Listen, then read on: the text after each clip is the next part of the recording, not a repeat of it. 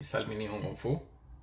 Mi salmitike kadi Ibrahima Diallo Vao Madina be yimbe waduɓe photo ɗum on frappo on ɗuuɗi moƴƴa non on ɗuuɗi Hajja Dalanda Schroeder mi salmini kadi ɓe Allemagne ɓen fo Son Altesse no ɓuranimi ya wattu Son Altesse on itta Altesse on yimɓe landi kelam fima moƴƴa ɓeyni ɓe wayrima yide gaka direct.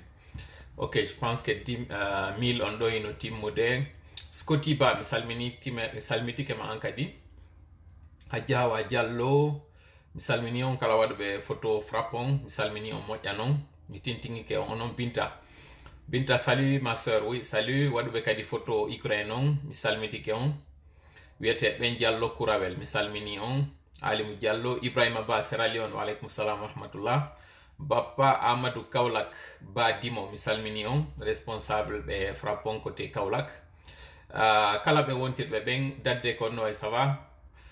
No dilangari on tuma mais imaki il était 5h ou 6h du matin mi appelle ma manqué on mais mi wawalma noddude taw. J'espère que tu es bien rentré toi et la famille. Mi salmina ɗo ɓe Sintali ɓen mi salmina ɓe Fitaba ɓen mi salmina kañum kadi Modi Gaɗa Kubi mi salmini ɗo mo kala inde muɗum yettore muɗum. Mi salmina kadi ɗo ɓe Sigiri ɓen 1100 et quelque. Donc est ce que le son est bon, est ce que no nanade. Ibe Yasriba mi salmini kadi Futanke Jeyal wontirɓe ɓen frappe wontirɓe ɓen Côte d'Ivoire on salminama. Cayɗen fo Côte d'Ivoire ton mi salmini on o jine on fof on salminama mi ala lintude ɗo ha mi accora woɓɓe hawre waɗa. Donc on est déjà 1200 le son. Est ce que le son est bon? Monsieur Ibrahima Diallo wontirɓe ɓen yes the sound is good wontirɓe ɓen Sengo Tunisie mi salmini on. Ok. أعوذ بالله السميع العليم من الشيطان الرجيم بسم الله الرحمن الرحيم رب اشرح لي صدري ويسر لي أمري واحلل عقدة من لساني يفقه قولي ربنا علمنا ما ينفعنا وانفعنا بما علمتنا وزدنا علما نافعا واجعلنا للمتقين إماما ويكاد الذين كفروا ليزلقونك بأبصارهم لما سمعوا الذكر ويقولون إنه لمجنون وما هو إلا ذكر للعالمين اللهم صل وسلم وبارك على نبينا محمد وعلى آله وأصحابه ومن تبعهم بإحسان إلى يوم الدين أما بعد. haray musidɓe mo kala wonaɓe tintudede kaderol meɗen ɗo hakkil faamu pinal ha hewtoya kañum kadi ɗeri luttuɗɗin fo mi salmina ɗo kañum kadi haray ɗin page ji tawɗi haray ko ɗi accrédité wano kumpital mi yeggitali kañum kadi haray lenseng mi wayri yideɓe mi salmini on mi hiwro ɗo kañum kadi nation fulɓe tawɓe ɓen haray koye découvrourgol wonde kamɓe kadi haray hiɓe partage contenu ji amen ɗin haray modi ko raɓɓiɗi kon mo kala inde mum yettore muɗum salminama nokku kala ka wonɗon e sayi kala mo wonɗon e muɗum fewdo hande ɗo mi toriki Allah yo taw ko jaam e kistiye woni ko heeri e meɗen enen e ɓengureji meɗen ɗin amin ya Allah. haray ko welo janno kadi woni ko moni joɗade yeeso moɗon ɗo e ngal ñallal maɗo wiyen e nder o jemma asewe ɗo nogay e jeego lewru marasi 2022 ko ɗum woni ɗo noon mi maƴina ɗo seeɗa yetti dialloɓen lewru sumayeru ndun hindu hewta tun so Allah jaɓi yontere hande ɗo si tawi haray koye sikke ɗen wonɗen haray kaka pellet woɗɗa si Allah jaɓi mi toriki Allah ɗo e raɓɓiɗude yo tawnu en o kora en kañum kadi baraji lewru sumaye ndun o yafano ɓe tawɓe ɓen fuu haray ɓe tawaduna e meɗen rowani fuɗɗagol ma e o sayi ɗo ɓe tawata hikka ɗo ɓe wonda e meɗen haray yo Allah yawtan ɓe yafanoɓe yafudaɓe e yafaɓe waɗana ɓe kadi joɗɗi moƴƴiri ko ɓe wanno konko aduna ɗo yafanoɓe bonnereji maɓɓe amin ya Allah. no mi wiri noon ɗo e raɓɓiɗude ko omo Allah yurmini yiɗi wawi tawnude ɗum ɗon on no wodi woɓɓe ɗo e darida e maɓɓe hande ɗo fewno kam woni wolde ɗo ni no wodi ɓe wonkiji muɗum wona e sortede no wodi ɓen kañum kadi wonɓe e arde ka aduna ɗo ɓe jibnanaɓe boboɓe en toriki Allah yo Allah waɗu barke maɓɓe wonɓe e etade fi no heɓira jiidi maɗum no heɓira dewgal yo Allah hokkorɓe fo e muɗum amin ya Allah.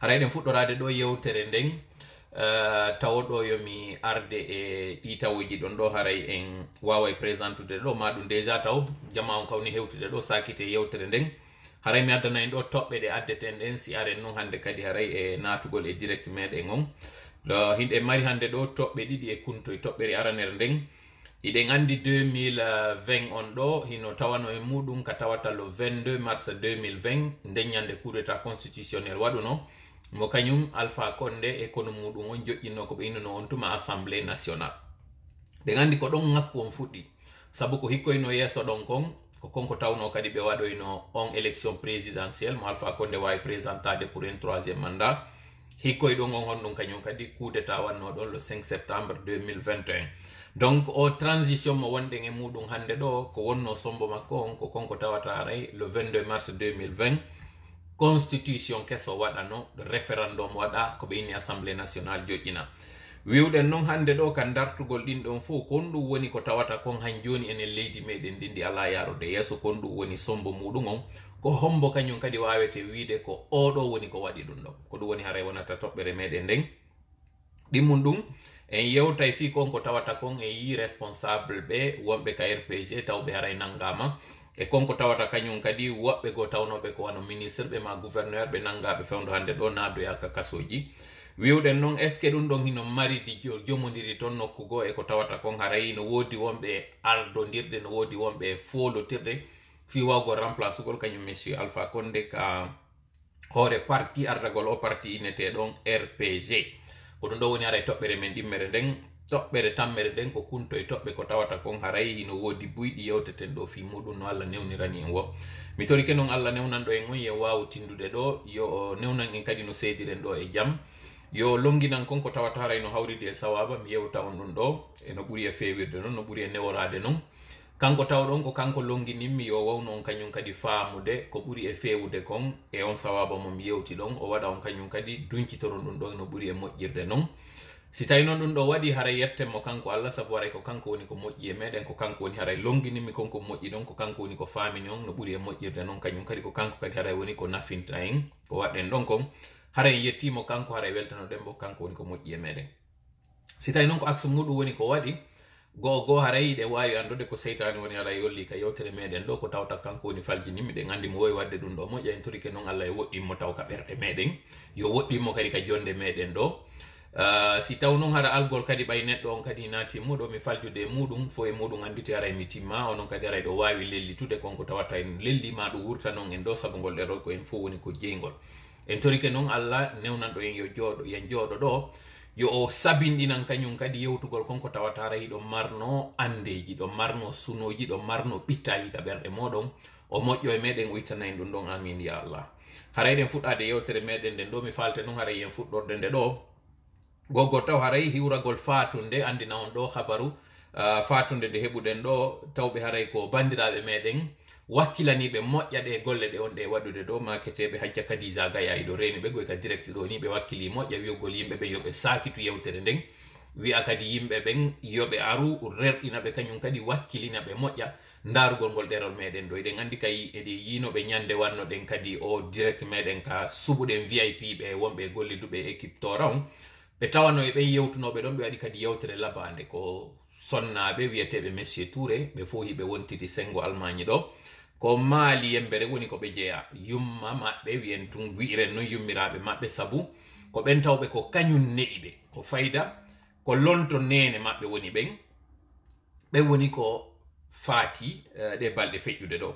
haray noon ɓen kañum neniraɓe meɗen hiɓe andira wi'egol nene Mariama Kore nene Mariama Kore hiɓe nodde kañum kadi matron Kore ko ɓeɗo woni ko feƴƴini ɓeɗo noon hari hino danki moƴƴa ɓe wiyeteɓe hajja Kadija Gaya ko mi wi'iri on noon ko fayda lonto nene maɓɓe haray en fof ɗo en hawtodiray ɗon tora ɗen ɓe taw yarragol nde fatunde ɗon torano kañum kadi fatiɓe ɓe yo Allah hinno ɓe yaafoɓe yaafuda ɓe yaafaɓe haray ɓe guure nden fof musidal ngal fof kala ɓen anduɓe ɓe sengo maali on ma andiri ɓe tun e saabu golle ɗe ɓe onno wadde ɗen haray torama yarlagol ɓe ɗo en torike kadi jamma o fof haray yo waɗangol ɓe duwa kamɓe waɗanan kadi dura kala ɓen fataniɓe en ɓen hiɗen andi haray hiɓe duuɗi moƴƴa non si wi ɗon kañum kadi haray watten ɗon kadi weltanagol ɗo mawɓe amen wallito ɗollon e muɗum tawɓe haray wano wontirɓe pitaɓen bus haray no andi ɓe maketeɓe Alaji Cheikh Tidiane Ba woɓe inaɓe Elhaj Ba Seck Elhaj Ba Seck ɓe wonno maire pita e ley o parti wiyeteɗo UNR iɗen andi ko on parti woni ko rimi hande ɗo o parti UFDG par ce que ko partiji go wonno ko hawtodiri haaɗin partiji noon hande kadi toɗɗi o parti wiyeteɗo ɗo UFDG donc ɗum woni ko ɓe woni compagnon ɓe monsieur Ba Mamadou Allah hinno doyen Ba Mamadou tawɓe ɓe inde andi ko wonɗen e wadde ɗo hande ngol lasawol ngol wonɗen e juutinde ɗo koye maɓɓe woni ko dambuɗen ngol waɗiduɓe noon e maɓɓe laawol si tawi mi humpitike ɓeɗo hino ndaruɗe ɗi direct ji ɗi mi waɗata hino wattanila e majji kadi hino rerɗina ɗi hino yaccina fi majji fi kala hande ɗo cellal ngal tabitiraɓe moƴƴa min haray ɗum hino weltinanmi moƴƴa noon saabu koye sokeje ɓeɗo woni menen komin janɗi koye maɓɓe woni kamen jangi wiwgol ngol goɗɗo dartanto leydi muɗum ndin dartano démocratie on dartano no nunɗal waɗira Alaji Ba Seck hande ɗo hiɓe fooyi moƴƴa noon kono mi humpitama wondema fi kala konko ɓe fooyi ɗon moƴƴa ɓe daraylan direct jiɗi moƴƴa hande ɗo hitongo jogama ɓe wawata haray makude kono ɓay tun haray na gite ɗen ma noppi ɗi woni ko jaɓa yerka ɓe heɓi feere wo ɓe toloto ɓe lando direct ji an ɗin ɓe addaneɗi ɗon kaɓe nawni ɗon ɓe ndara ɗi ɗum ɗo haray ɓay mi humpitike ɗum welinmi sengo go weltininmi moye sunininmi sengo go ko honɗum woni ko sunininmi kon ko konko tawata hay andingol siɓɓe am ɓe wondema hay ɓe weltori komi woni e wadde kon rerɗina kadi yimɓe ɓen haray yoɓe wakkilinan ɓe du'anolan e muɗum koye ɓe eɓɓu hino tawa e konko mi yewta ɗo no feƴƴiri hakkude maɓɓe e mawɓe an goo tawɓe hino mapanila moƴƴa ko woni e wadde ɗo ƴettugol direct on ɓanna kaamilu on ɓay ɓe wawata yewtude ɓe sappo kaamilu on ɓe andina ko komi woni e wadde ɗo awa dow ko e diina kam mi woni e dambude waɗugol ɗum ɗo ma ɗum ko komi woni e wadde ɗo ɓay ɓe wawata yewtude ɓen mawɓe an ɗo wata jangude sabu fewn ɗo si goɗɗo yewtida e maɓɓe ko bindol ngol ɓe waɗata ɓe windana on ti ko ɓe faala ko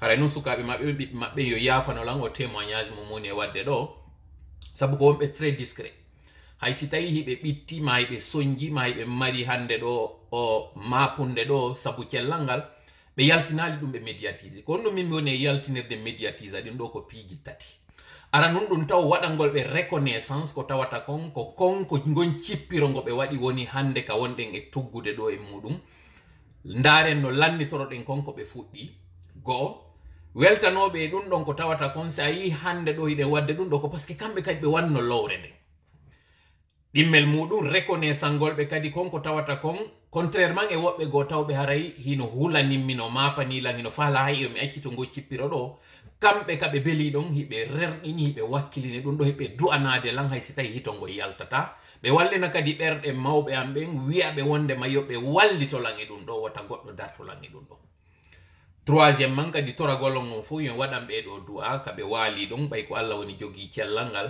yo Allah jonnituɓe cellal maɓɓe ngal yo Allah dikkin kala ɓe nawnuɓe hande ɗo tonto miɗo ande o ndaro e o direct an ɗo ko ŋaññare jande mi woni on e yewtude ɗo kono ande ko iwi kon ka ɓernde daroyto kadi ka ɓernde mi humpitama ko wonɗon e ndarude lan direct ji ɗin kon fi kala en wawata yewtude hande ɗo en ala e yi'indirde mais kono haray onon ɓayɗo yiwde lan ande miɗo weltani on miɗo weltori on ande kadi hande ɗo ko golle ɗe fuɗɗino ɗon mi woni e ndarude ɗo no min lannitoro haray min toriki Allah e okkor min kutu e muɗum ɓoyna on kadi hoore meɗen hoore amen ɗo kamen ɗaɓɓira du'aji kamen ɗaɓɓira barkiji kamen anda hino woodi kadi kamen tippi min anda hino woodi kamen woni e dartanade ko tawata kon ko haqqeji amen ko tawata ko golleji amen ɓay koko fuɗɗi ɗon haray mi woni e lannitade amin ya Allah haray ko témoignage ɗo mi falno waɗude yaafo ɗon lan noon ko tawata kon haray hande je suis un peu émotif ko tawata kon haray sunoji haray hino hawtodiri ka ɓernde an ɗo ala kulli hal haray ɗen fuɗɗade yewtere nden ɗo nde tawata nden mi fuɗɗora nde taw salmingol wontirɓe ɓen sigiri moƴƴa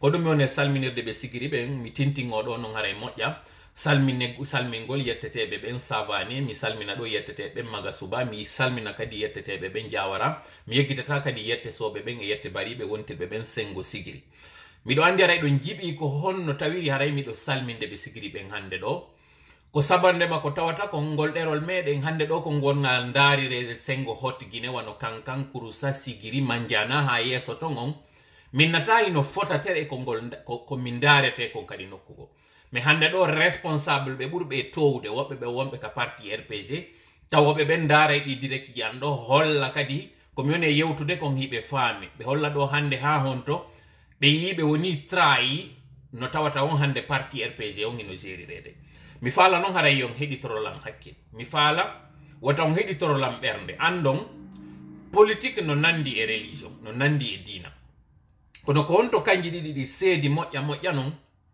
ko konko tawata toon diina si a naati e nder mum ko ɓuri yelede konko e tawa a yaltata sabandema no woni noon haray ɗa felliti ko pellital woni e mum politique on non naafi hande e nder parti jango ma faɗɗi jango a yalto e on parti ɗon ɗo wona probléme non duwa ka wonde probléme ko duwa ko yo tawara si woni nene goto ɓe yiɗen e ɓe ngure wotere hiɗe muyni hay e endu wotur ɗum si hanga suɓike parti mi suɓike goɗɗo go ɗum haɗata aren fotten e tabal gotal ngal ñamen e nder miral goto haɗata darna juulugol mi ara mi yewtira ɓawo ma mi juula haɗata sa heeɓi sokola mi tawde ma e mum haɓata sa heeɓi welo mi tawde ma e muɗum kadi sendude e mum ko ɗum ɗo woni muamalaku ko ni faalira ɗen nayo tawara politique on puusa en ha tawata welduɓe ma kawtirɓe ɓe haɓida ɗon haray hakkil hollaka haray faamu waɗali moƴƴa si faamu waɗino hay goɗɗo mo tawata mo jaɓali dina maɗa kan ala no dolirama e nder muɗum ko ya accumo ɗon andita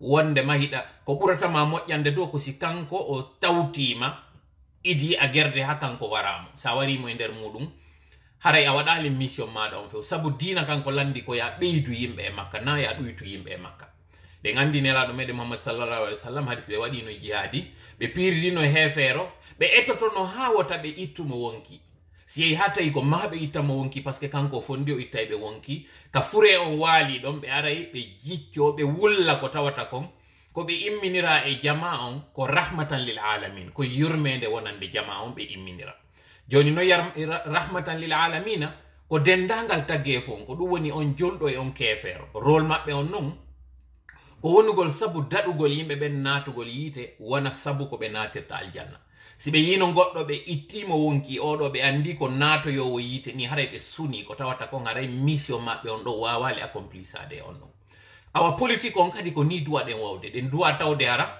se yi goɗɗo hino e laawol tawgol ko o ñingol torane ɗen mo Allah yo tawto en e ngol laawol fewgol o waɗa en enen taw déjà e laawol ɓurgol fewde ngol o ɓeydana en kadi yimɓe na yo ɗuytan en ko ɗum woni fuɗɗorade ɗo yewtere nden ko par ce que hande ɗo politique on traumatise moƴƴa jama on ko hay konko tawata ko gonga yimɓe ɓe wonde ɓe huɗitoto ɓe hutito moƴƴa non eɗen andi o audio Alpha Condé yaltunoɗo ɗo yimɓe buynanguno wiwgol ko manipulation yimɓe nangue wiwgol ko diversion min ari ɗo min yewti on d'ailleurs so wattane yila ko ɗerol amen ngol ɗo ɓuri commentude fi muɗum si après ɗum presse ji luttuɗin fof non nangi non e commentugol hande kadi haala kanka lolli moƴƴa non kono ɗum waɗini ɗum no tawa kadi ɗon andi mi yeetike wondema konko yaltunoɗo nde ñande na e yaltude petoni hari koko yaltuno neɓino no tawa e ɗin ɗi tawata haray kadi ɗerol ɗo meɗen gollitorde humpitagol goɗɗum daratal opportunité yaltingol ɗum muradu ɗum après ɗum ɗon kañum kadi ɓay on wi'aɗo ko kañum tumira yaltingol on audio ɗon ɗum ko kañum Khalil Kaba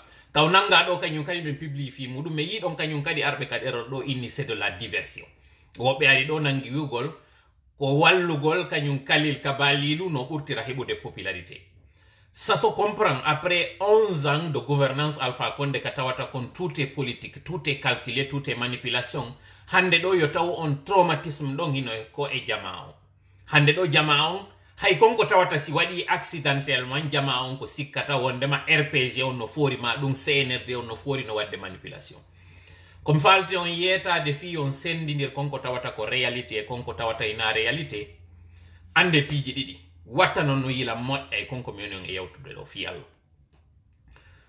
RPG piiji buyɓe waɗi e hoore jama on na RPG waɗi ko jama on jonni ɓe doole faamini waɗi wasi kamɓe ɓe dolni maji ɓe foori en politique ɓe fora en politique RPG fora en politique few Alpha Condé kadi nde ɓe innamo que c'est un animal politique Alpha Condé c'est pas un animal politique Alpha Condé ko adversaire jo tawɗo n'est pas à sa taille woni o heɓali jama on non kadi amplifie waɗi RPG on no hewti ka RPG hewtali miɗo anditi ɗo ñande goo mi nodduno lagine yewtidugol e musidɗo am kame woni e wowlude ɗon o innimi wo ligne on hino waɗa sur écoute yomi watta yila ko woni mo yewtude ko tawi noon ko e application me woni e yewtude na hay ligne direct me woni e yewtude sakko mi faami ka hoore jama on gaynama hadi tappede lagine jama on tellement hulɓinama ko hay musidɗo ma on hara hiɗa hulimo hiɗa woɗimo hiɗa waɗi wondema o ukkete e sonja on manipulation ɗon e on traumatisme ɗon ka hoore no ɓuri hulɓinade idi réalité on tigi tigi dallotere qu'est-ce que je veux dire ɗin mum ɗum kadi ande CNRD hande ɗo kala ko ɓe woni e waɗude déjà taw laawol ngol majjitirino ɓe CNRD hande ɗo onon tigi o yi combien de fois ko taton ɓe woni e wadde ɓe hottoto woni hande kadi donc itte e salaji moɗo wondema CNRD on ko fort CNRD on ils sont tellement nuls ils sont tellement j'essaie de trouver l'expression harami yennali harami wowlali konko tawata woɓɓe no nder ton ɓe tawata j'ai du respect pour certains d'entre eux parce que min fuɗɗike hendade anda ramification o harana ɓe jooɗa tun woɓɓe go kadi wonɓe ka CNRD nder ton CNRD ko jama woni townude fimaɓe no woni non kadi RPG ko jama on kadi townuno fimaɓe kono jama woni town kala action o waɗu kum ɓe inna wattane yila y a un piège y a une manipulation y a une diversion diversion on nden waɗa mi yetto mi ina on ɗum ɗo ko diversion mais ko wona ko diversion kadi mi wawi on yettade donc pour le cas de Kalilon ɗo détrompez-vous il y a une grosse guerre nder ton ko d'ailleurs ko ɗum ɗo woni e wonde fuɗɗode ka wonɗen e yewtirde kon ɗo fi affaire succession vous vous rappelez très bien que le parti RPG ya foɗo mi yewta ɗum ɗo e français à l'attention de nos auditeurs, nos abonnés, nos téléspectateurs qui nous regardent du côté de la Haute-Guinée. Sachez que lorsqu'on a arrêté M. Khalil Kaba, nous avons condamné cela. Pourquoi nous avons condamné cela? C'est parce que si on parle aujourd'hui de respect, d'intimité, de la vie privée, de tout ce que vous savez, par rapport à la raison qui a motivé l'arrestation de M. Khalil Kaba, sachez que d'abord, le droit à l'image de M. Alpha Condé a été violé lorsqu'il a été arrêté cette nuit du 5, ce matin du 5 septembre 2021. L'image de lui, avec la chemise déboutonnée, c'est une image qui ne devait pas du tout sortir. Mais elle est sortie quand même. Et ceux qui sont à la base de la sortie de cette image, ce sont les gens qui l'ont démis ce jour-là, ceux-là qui l'ont déchu. Je parle très bien du groupement des forces spéciales. Mais il fallait sortir cette image ce jour-là pour montrer qu'il y avait coup d'État. Il fallait le faire. Les circonstances l'obligeaient. Ensuite, lorsqu'on a pris le monsieur, malgré son âge, malgré son rang d'ancien président, on l'a mis dans un véhicule, les vitres baissées, mais on l'a fait parader dans les rues de Conakry.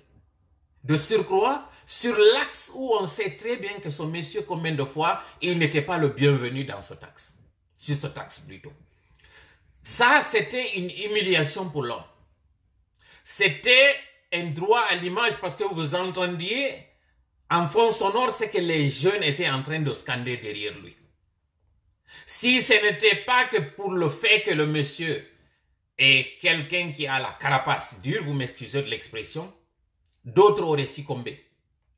Et puisque vous savez très bien aussi que le coup d'État a été aussi une machination, mais le simple fait de le promener, imaginez ce jour-là si quelqu'un avait pris le risque de prendre un caillou et de lui jeter ce caillou sur la tête. Imaginez si ce jour-là, dans la foulée, s'il y avait quelqu'un qui avait une arme qui aurait pu l'abattre. Est-ce que le CNRD avait mesuré ce jour-là, le colonel Mamadi, est-ce qu'il avait mesuré ce jour-là la portée de ce qu'ils avaient fait ce jour-là? Donc, s'il y a une plainte qui doit être formulée contre M. Kaba pour avoir sorti un audio sans le consentement de son auteur, les membres du CNRD, en l'occurrence le colonel Laye Mamadi, doit subir de même. Parce que celui-là, non seulement il a promené son image, mais il a promené la personne elle-même. Où les gens ont pris à cœur joie des images de M. Alpha Condé. Alors comment comprendre qu'aujourd'hui qu'on justifie l'arrestation de M. Kaba pour le simple fait qu'on le soupçonne d'avoir été à la base de la fuite de cet audio? Donc, nous, en tant que légalistes, nous l'avons condamné. Et nous avons dit que c'est l'adversité et non l'animosité. Nous ne sommes pas des ennemis en tant que Guinéens.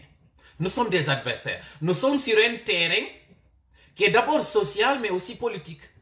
Donc, si on arrête M. Kaba et qu'on se taise là-dessus parce qu'on estime qu'il est membre du RPG, imaginez-vous le jour où on va arrêter un Cellou Dalein, par exemple, où on va arrêter un certain Sidi Touré, où on va arrêter un Etienne Soroboki de nouveau, où on va arrêter un certain Aliou Ba. Si ce jour-là, on sort pour dire que c'est injuste, c'est qu'on a été d'abord nous-mêmes injustes. Sinon, une injustice est égale à une injustice.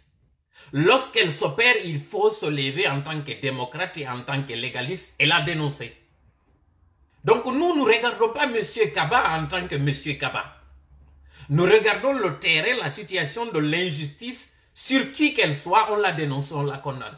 Donc je voudrais vraiment que vous vous départissiez de ces sentiments, parfois malsains, de penser que lorsque nous sommes en train de condamner l'arrestation de M. Kaba, dire d'abord que c'est une diversion, ensuite dire qu'il ne fallait pas qu'on dise quelque chose lui concernant.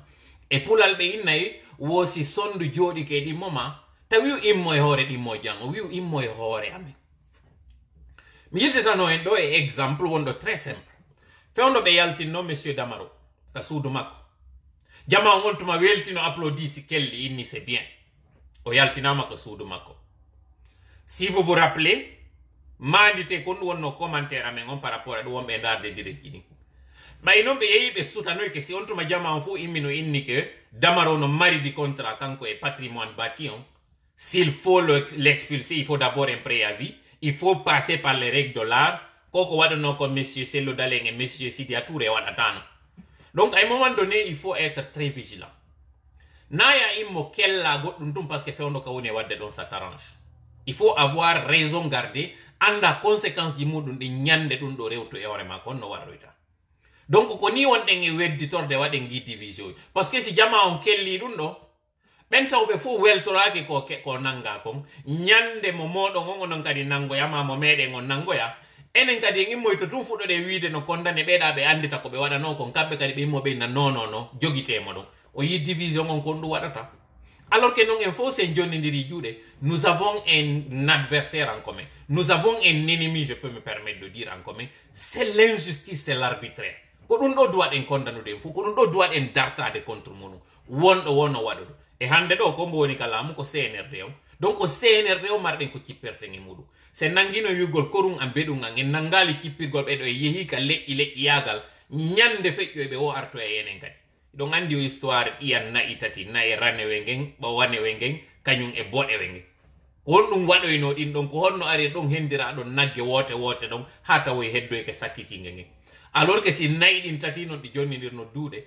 ndum bonoru do ma ndum buut ngi buuto wi do watano di nyamude donc ardinen hakkil moƴƴa waden bernde nden serato ardinen hakkil andon kadi hande do si wawi do déjà convaincu de lo kan adverse e mike be tawti en no buri tuma inude den cippirde mabbe ko dum simi jonni on exemple nela don si be cippirino e goddo ko be tawata don be faaletaake tawargol mo ko tuma yi hata wi taƴi tokkota ko be wara mo be mbojja kanyum kadi konko be wadi don il en est de même kadi hande do ko bebe yiwdo ngido yawiti do ka RPG tawbe ben hande do be dabbude ka be ya parce que be yi jetta don ka yeso berne mabbe weltorali mo na gerugol be do rebela be contre mede ko gerugol convainca be do andinen be hinna gere leñi on n'est pas dans ça hande do cede taw enen hiden catalogue ayde wada wiwen ko bombe be gere hebe poussa en toujours yen natu e on pièce yawgol sengo ka leñi c'est très grave o yiido fewndo be yimmino be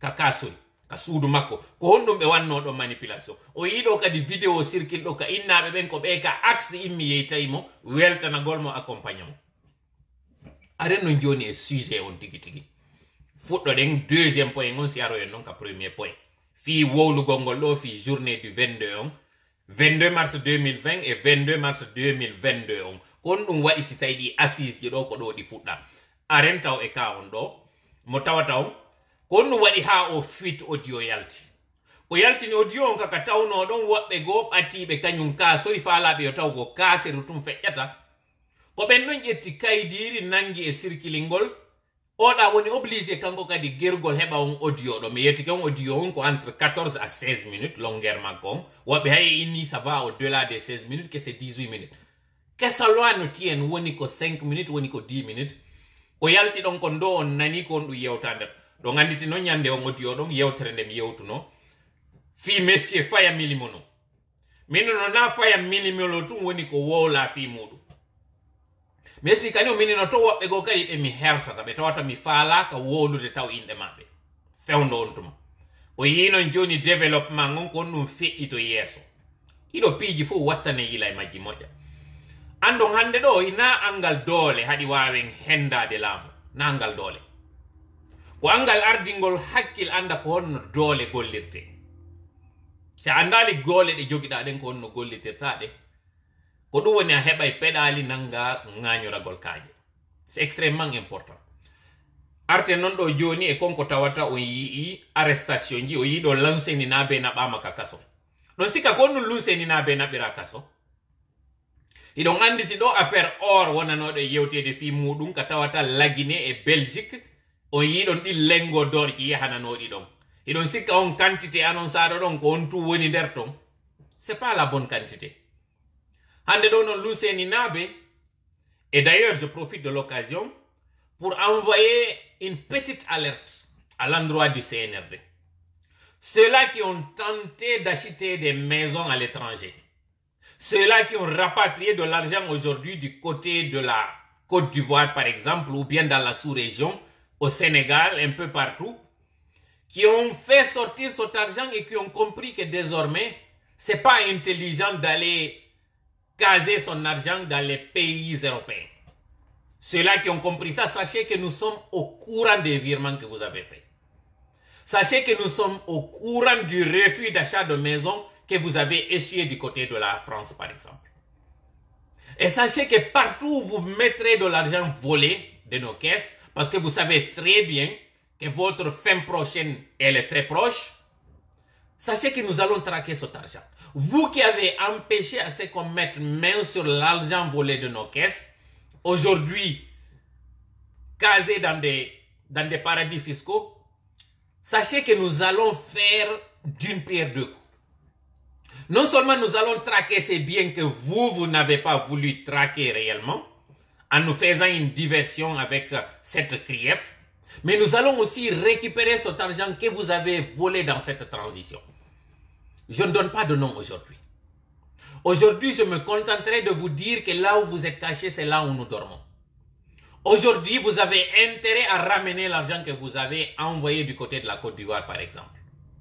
Parce que cet argent que vous avez envoyé là-bas et l'argent que vous aviez expédié ou tenté d'expédier dans des îles, nous allons tout récupérer.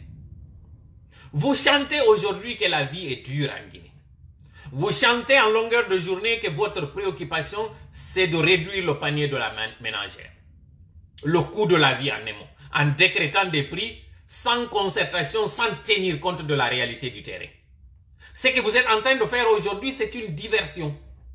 Vous êtes en train de mettre les Guinéens en mal, les uns contre les autres, en tirant le drap de votre côté, en faisant croire que ce sont les opérateurs économiques et par ricochet une ethnie qui est en train de rendre la vie dure aux Guinéens. Or, c'est vous qui êtes en train de rendre la vie dure aux Guinéens. D'abord, le simple fait de n'avoir pas déclaré vos biens, de n'avoir pas donné la liste de vos membres, de n'avoir pas fait un chronogramme, tout cela, c'est une façon de nous ramener en arrière. C'est une façon d'enfoncer aujourd'hui notre pays parce que les sanctions et les crises vont se mettre ensemble et qui va payer le prix? Qui va payer le pot cassé de votre malgouvernance? Ce sont les citoyens, vous et moi. Et lorsque vous voulez faire une fuite en avant en faisant croire que le résultat de mauvaise gestion de votre entêtement, ce sont les opérateurs économiques, ça c'est malsain. Et en même temps aussi, vous êtes en train de vous en prendre à des innocents, à des personnes que vous savez qui sont potentiellement capables de vous rendre la vie difficile aujourd'hui. Je parle de ces cadres que vous avez mis en prison. Vous aviez promis lors du premier trimestre qu'on allait voir l'ouverture du procès du 28 septembre. Où en sommes-nous aujourd'hui avec ce procès? Vous aviez promis que les gens sauront qui a fait quoi lors de ces 2 mandats de M. Alpha Condé. Jusqu'à présent, on n'en sait pas où vous en êtes. Pire, ceux qui ont fait le coup d'État aujourd'hui sont en prison. Pire, il y a des gens qui devaient être dehors, qui sont en prison, et ceux qui étaient en prison qui sont dehors, qui se promènent. Vous ne faites pas du tout cas de cela. Je laisse le soin à la CEDEAO, qui fera ses sanctions bientôt. Dommage que le cas malien ne vous ait pas servi à quelque chose. C'est vraiment dommage. Parce que le Mali qui se tapait la poitrine en parlant de 5 ans, Et d'abord venu à 3 ans, aujourd'hui il parle de 2 ans. Et ce sont vos mentors, ce sont ceux-là que vous voulez suivre. Aujourd'hui, vous auriez pu nous faire l'économie de ces crises en faisant un frangeur, en pensant à ce bas peuple, en ne vous entêtant pas. Parce que le projet suicidaire que vous voulez faire, en tentant de proposer une durée de transition de 3 ans, c'est suicidaire pour vous. Moi, je ne parle même pas des 5 ans que vous tentez, parce que c'est un ballon d'essai que vous êtes en train de faire à chaque fois. Mi yiltintina on ɗo jama mi andina on ɗo ko onno CNRD woni warrude jama on ndaara si tawi kollum no feƴƴa iɗon anditi ɗo yo monsieur Alpha Condé yaltine taw ɓe waɗu taw rumeur wonde ma Alpha Condé hino Maroc imo en transit mo yawde hewtoyde Turquie ɓe ndaari taw ko ɗum wonata réaction jama on est ce que si hannde ɗo innama Alpha Condé no yaltude est ce que jama on jaɓay ɓe andi ɗum ɗon on wawi waɗude goɗɗo wo laali goɗɗum si ɓe yaltinoymo non ñalorma teɗɗan ɓe waɗi o jeu mo ɓe wanno waɗugol image ji ɗiɗi famina ko moniɗo ko suniɗo ko nawnuɗo ko wonɗo e mayde hay e wona yaltinede ɓe waɗoy kadi photo go weltingol ɓen tawnoɓe no jiɓi simo wuuri ɓe waɗanoymo photo ɓe holli ko hentiɗo moƴƴay mo jogana e saku makko mo ƴawnede ka avion donc mi expliquani on tuma ils ont joué des deux côtés ɓe jonni mo kala image mo on faala yiwde on ɓe waɗi ɗum ɗon feƴƴi après ɗum ɗon kañum kadi on yii ko on no ɓe waɗiri en ɗo fii waɗugol dansa kuruma ka hoore kañum CNT ɗo ɓe yaltinta wawa siko rumeur après ɓe confirme ɓe yi réaction jama on ɓe andi ɗum ɗon kadi gasay après ɗum ɗon kañum kadi cuuɗi leader ɓe ɓen ɗo ko honno ɓe waɗiri toujours CNRD on ko fella darto waɗata ko bako fampo si ɓe ndaari ɓe tawi ɓe waɗi goɗɗum jama o réagi sali ɓe andi woyɗu feƴƴo e ko ni kadi ɓe warriri fi affaire o transition ɗo duré on ɗo o yii ko ko ɓe yaltini kon ɗo ɓe inni wo ko chronogramme on ɓe waɗi ɗon 4 ans et demi ndaarugol ko honno jama o réagi sirta kono ɓe yeggiti ko Allah daali kon ko alqur'ana bada ausbillahi mina cheitani rajim o inni innahum yakiduna kaydan wa akidu kayda fewndo CNRD jooɗotono e kaydi waɗa o programme maɓɓe ɗo hari ɓe miijotano ko o conflit ukrainien ɗo entre Russie et Ukraine on gere ɗon no fokkiti Mali kadi miijatano ɗum ɗo kadi hari hewtirayno ka woni ɗo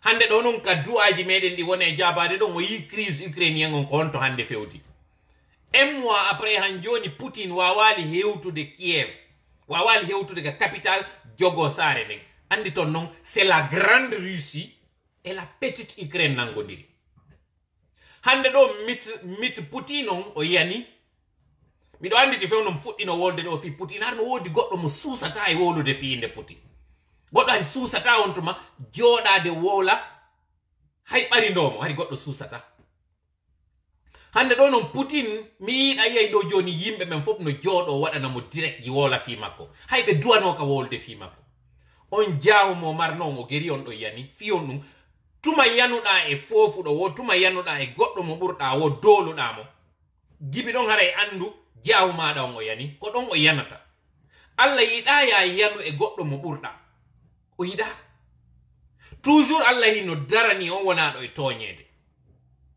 si a woni tun a dolni a ƴetti doole maɗen a feƴƴintiniɗe e hoore on mo doluɗa doole maɗen iwa joni o hetta loin de mi yewtuɗon mi feƴƴina mi ɗuɗɗina haala kam mi faala tun andi ɗon par ce que miɗo andi no woodi buyi wonanɓe Russie no woodi ɓe et je respecte position maɓɓe o no tawa ɓen aroɓe ka page ɗo nanga wiwgol wondema min falji Russie no wallude dina ka Russie no wallude Afrique ɓe colonisali Afrique je n'ai rien contre lui Poutine je n'ai rien contre lui je vous ai même dit que j'ai de l'admiration et j'avais du respect pour lui j'ai toujours de l'admiration par lui parce que c'est quelqu'un de courageux. D'ailleurs, c'est grâce à lui que la Russie a évité cette chute qu'elle était en train de faire lorsqu'on a dissous l'Union soviétique en 1991. C'est grâce à lui, après M. Gorbatchev, que la Russie est devenue la Russie forte, celle de l'ours, la Russie de l'ours. C'est grâce à M. Poutine.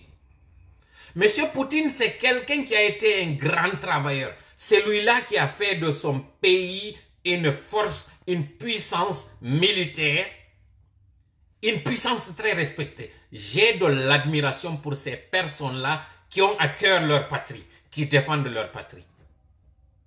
Mais puisque je suis contre ce fort sur le faible, je n'ai pas aimé ce qu'il est en train de faire en cautionnant des dictateurs sur le sol africain. J'aurais aimé qu'il y ait toujours l'équilibre de terreur. C'est-à-dire si aujourd'hui l'Occident n'a qu'un seul fort, qui va défendre alors les faibles? J'aurais aimé que M. Poutine soit celui-là où la Chine, en tout cas qu'il y ait les deux blocs, pour ne pas qu'il y ait un seul fort, je l'aurais aimé.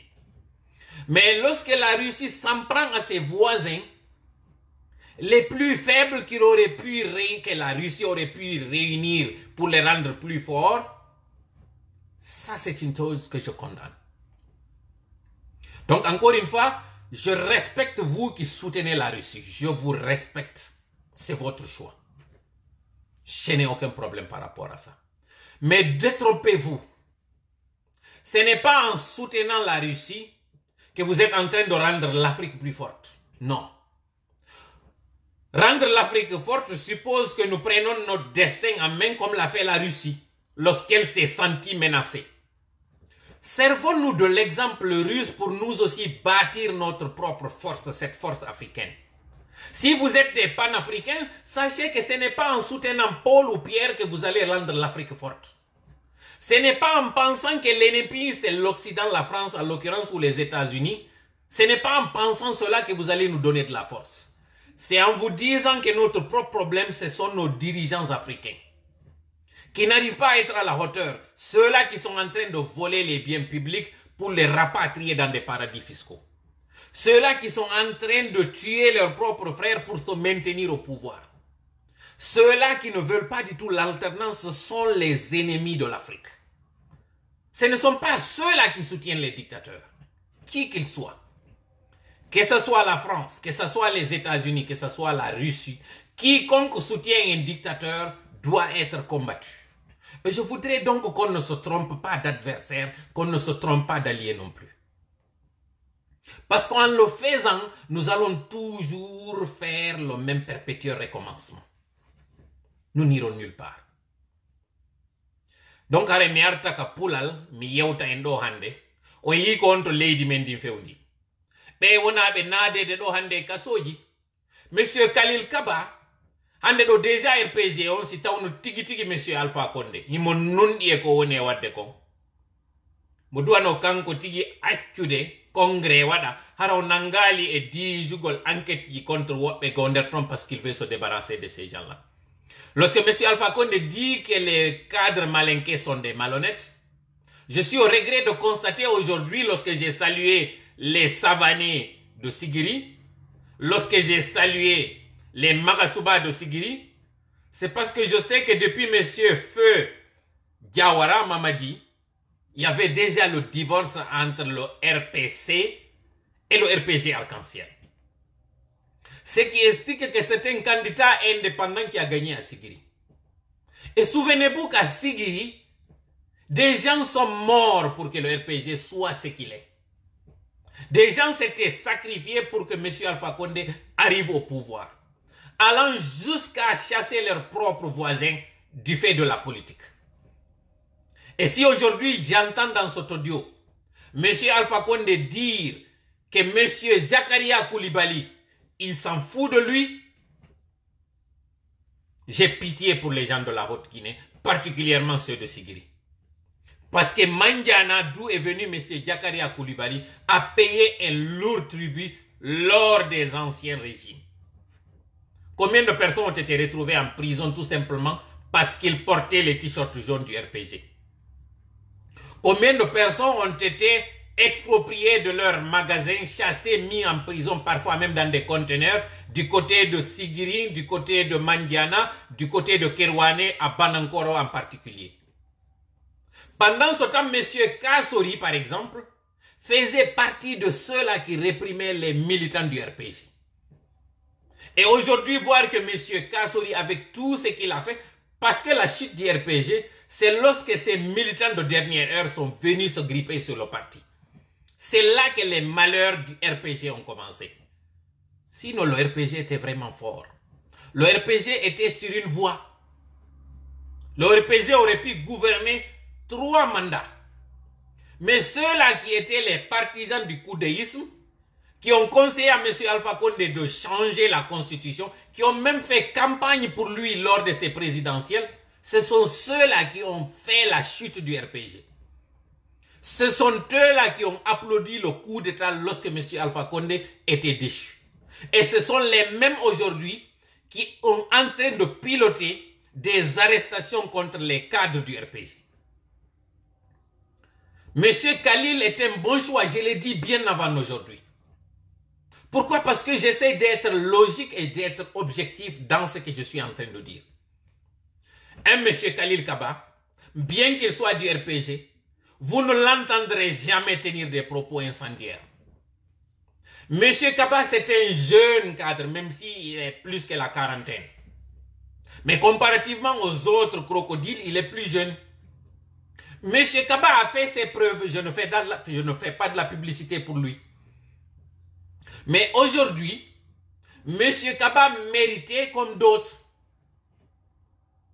Je peux parler de plusieurs cadres aujourd'hui au sein du RPG qui mériteraient mieux le poste de remplaçant de M. Alpha Condé, mieux que les M. Kassory.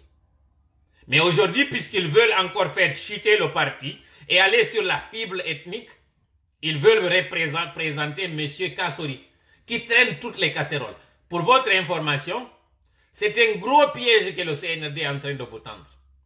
Parce que le CNRD ayant déjà son candidat, attendra que vous allez choisir M. Kassory comme le successeur avant d'enclencher les procédures judiciaires qui vont mettre M. Kassory en prison. Là, vous allez être sans candidat. Ça va me désoler. Parce que le parti, les deux partis forts, c'est l'UFDG et le RPG. L'UFDG aura un candidat charismatique très fort pendant que vous n'avez même pas de candidat. Ça sera très dommage pour vous. Et vous n'avez pas compris ce piège, vous êtes en train de diviser le parti. Vous êtes aujourd'hui en train d'ignorer ces jeunes. M. Alpha Condé disait qu'il dédiait son deuxième mandat aux femmes et aux jeunes. Aujourd'hui, c'est les voix de ces jeunes-là qui sont ignorées. Vous pensez que cela va être profitable pour vous? La réponse est non. Vous allez me voir en tant qu'adversaire et ne pas tenir compte de mes conseils. Tant pis pour vous. Mais si vous comprenez mon objectivité, à vous conseiller de choisir M. Kaba comme candidat, et d'ailleurs c'est à mes risques et périls que je suis en train de le faire. Parce qu'il y en a qui ne sont pas très mûrs en politique, qui vont penser que je n'avais pas en fait mon mot à dire sur le RPG. Non. Je vous ai dit que mon combat n'est pas un combat politique. Mon combat, c'est un combat citoyen. Je n'ai pas de couleur politique. Même si on m'attribue d'être un militant de l'UFDG, chose que je respecte, je suis un militant de l'alternance. Et pour moi, cette alternance, elle est incarnée par M. Cellou Dalein, jusqu'à preuve du contraire. Mais je ne voudrais pas que M. Cellou Dalein soit le seul candidat fort lors d'une échéance électorale, par exemple, où le RPG n'a même pas de représentant. Je vous fais ce conseil. Comme je vous ai dit, il y en a qui me critiqueront pour avoir fait mon choix sur M. Kaba, mais je prends le risque. Parce que je sais qu'aujourd'hui, vous n'allez pas comprendre la motivation de ma démarche. Vous n'allez pas comprendre ce que je suis en train de faire aujourd'hui. Or, en frère guinéen et en sœur, je vous tends la main pour vous dire, ne nous divisons pas. Si nous sommes forts, nous pouvons chasser le CNRD. Mais si nous sommes divisés, nous allons subir le CNRD. Aujourd'hui, la Haute-Guinée, vous connaissez très bien combien de fois vous n'avez pas de route, vous n'avez pas d'eau, vous n'avez pas d'électricité. Or, votre candidat a géré pendant 11 ans. Et vous voulez que c'est lui-là qui l'a empêché d'investir en Haute-Guinée revienne comme président? Vous représentez encore? soyez objectif, soyez intelligent. Certes que vous allez penser que c'est un piège que je vous fais. Parce qu'en refusant peut-être Kassori, c'était le bon cheval, c'est ce que vous allez penser. Sachez que justement le piège, c'est de penser ainsi. Et vous tomberez dans le piège. Alors que ce qui pourrait faire l'union de votre parti, c'est d'être objectif. Récompenser ceux-là qui l'ont mérité et faire en sorte que désormais qu'on en finisse avec cette malgouvernance. C'est ce qui fera moi mon bonheur, qui va couronner le combat que nous sommes en train de mener aujourd'hui. Regardez aujourd'hui le Sénégal. Aujourd'hui, le Sénégal a inauguré un pont qu'ils ont appelé Nelson Mandela. Allez au Sénégal, regardez, ce sont les dirigeants administratifs qui vont vers les religieux et non l'inverse. En Guinée, ce sont les religieux qui vont vers les administrateurs. Or, la religion, elle est en dessus de la politique. Lorsque vous ne mettez pas Dieu en haut et les gouvernants en bas, si vous renversez la pyramide, vous allez subir les conséquences. Aujourd'hui, la Guinée est indépendante avant le Sénégal, mais allez jeter un coup d'œil au Sénégal pour voir combien de fois le Sénégal est bien parti.